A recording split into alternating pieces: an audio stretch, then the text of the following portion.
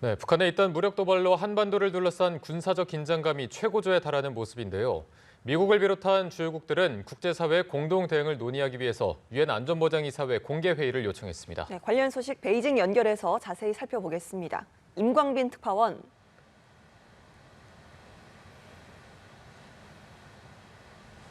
네, 베이징입니다. 예, 이번에도 추가 대북 제재 결의 등은 어려울 거란 관측인데요. 실제 어떻습니까?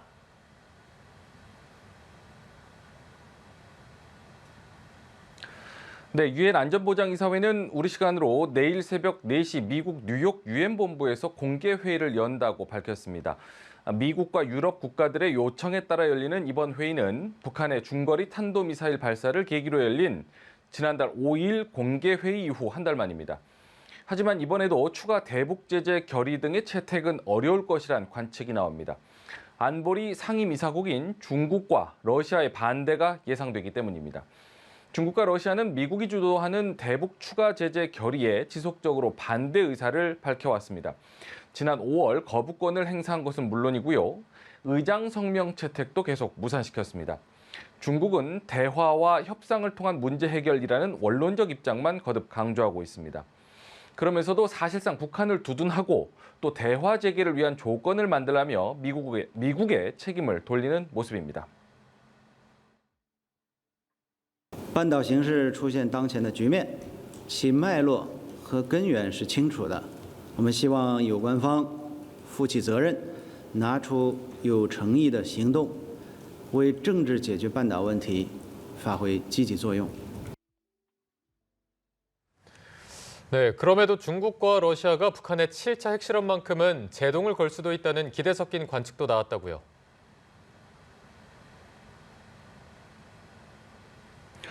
네, 미국 고위급 관계자가 로이터 통신과의 인터뷰에서 밝힌 내용입니다. 익명의 이 관계자는 북한은 핵 보유국이 되면 안 된다고 말을 했습니다. 사실상 북한을 핵 보유국으로 인정하자는 일각의 주장을 일축하면서 대북 비핵화라는 미국의 정책 목표에 변화가 없다는 점을 재확인한 겁니다.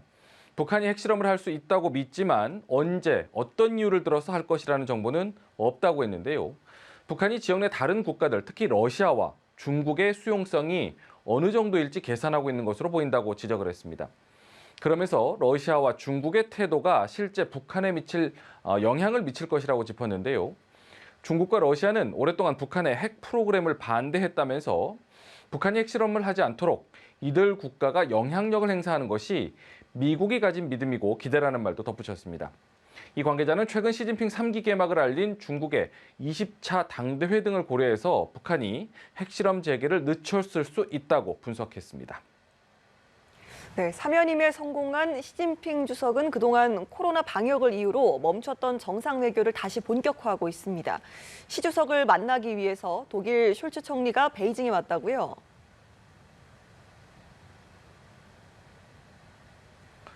네, 울라프 숄츠 독일 총리는 오늘 오전 베이징에 도착을 했습니다. 지난해 말 취임 이후 첫 중국 방문인데요. 지난 2020년 코로나가 확산한 이후 주요 7개국 G7 국가 정상 중에는 첫 방중입니다. 숄츠 총리는 중국의 방역 정책을 고려해서 하루 안에 시진핑 주석과 리커창 총리를 모두 만난 뒤에 돌아갈 예정입니다. 짧은 방중길이지만 폭스바겐과 지멘스, 도이체방크 등 유력 기업들의 CEO들이 동행을 했습니다.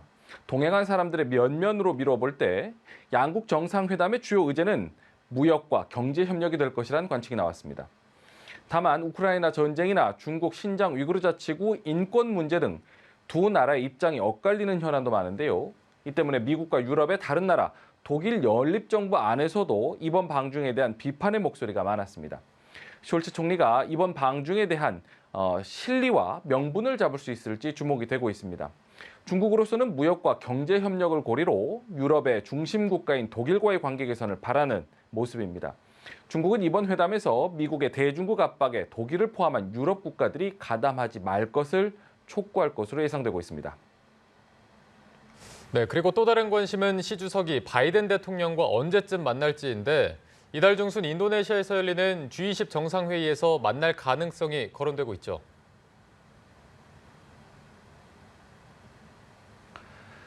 네, 바이든 미국 대통령은 오는 15일부터 이틀간 인도네시아 발리에서 열리는 G20 정상회의에 참석을 합니다. 다만 시진핑 주석은 푸틴 러시아 대통령 등과 함께 아직까지 참석 여부를 확실히 밝히지 않았습니다.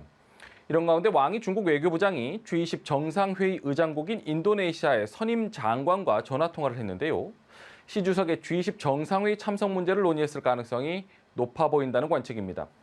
왕이 부장은 앞서 지난 월요일 토니 블링컨 미 국무장관과도 70분간 전화통화를 하고 양국 관계 현안 등을 논의했습니다. 바이든 대통령 취임 이후 전화 또는 화상으로만 대화를 나눠온 미중 정상이 G20 정상회의를 계기로 첫 대면 회담을 할 수 있다는 관측이 나옵니다. 앞서 시 주석의 3연임이 확정되면서 인도태평양 지역을 중심으로 한 미중 패권 경쟁이 중장기적으로 더 심화할 것이라는 전망도 나왔습니다.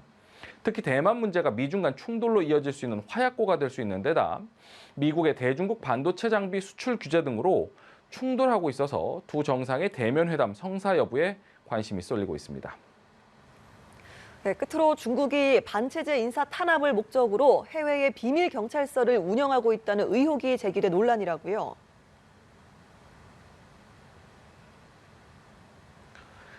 네, 관련 의혹은 지난달 스페인에 본부를 둔 한 국제 인권단체가 폭로를 하면서 알려졌습니다.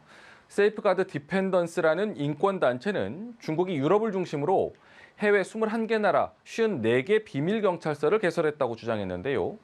해당 비밀경찰서는 해외 110 서비스 스테이션이라는 이름으로 운영되면서 중국의 반체제 인사들을 잡아들이고 정보를 수집하는 활동을 한다고 고발했습니다.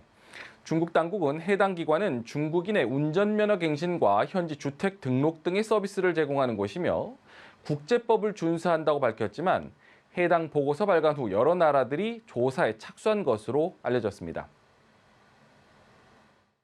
Dutch authorities have already affirmed, Irish authorities just shut down the station in Ireland, German authorities have confirmed, even these kind of consular services, renewing passports, driver's licenses, and so on, without declaring that to the authorities of the country.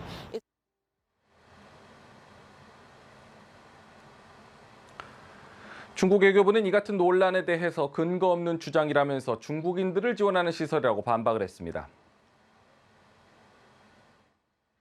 他们从事的活动是协助当地有需要的中国公民在线办理驾驶证期满换证体检服务。